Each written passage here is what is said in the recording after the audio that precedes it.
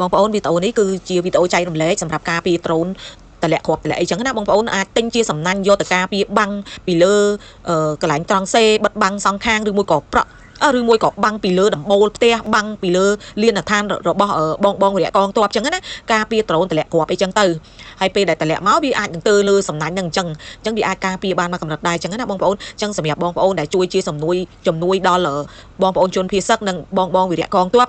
គួរតែទិញសំណាញ់ជូនពួកគាត់ខ្លះដើម្បីបាំងពីលើអីចឹងទៅបាំងពីលើដំបូលកន្លែងលានដ្ឋានឬមួយក៏បាំងកន្លែងត្រង់សេអីចឹងណាបងប្អូនអញ្ចឹងវាជួយការពារបានមកកម្រិតអញ្ចឹងបងអូនជួយ share វីដេអូនេះដើម្បីឲ្យបងប្អូនទិញជំនួយដែលជួយបងវិរៈកងទ័ពឬមួយក៏បងប្អូនជនភៀសសឹកដើម្បីបាំងពីលើដើម្បីការពារដ្រូនតម្លាក់គ្រាប់តម្លាក់អីចឹងណាបងប្អូនអញ្ចឹងជួយ share វីដេអូនេះចែករំលែកដល់បងប្អូនឲ្យបានដឹងទាំងអស់គ្នាដើម្បីការពារផ្ទះសម្បែងផងដែរណាបងប្អូនសម្រាប់បងប្អូនជនភៀសសឹកដែលគាត់ភៀសខ្លួនមកគាត់ទុកផ្ទះចោលអីចឹងគាត់អាចទិញ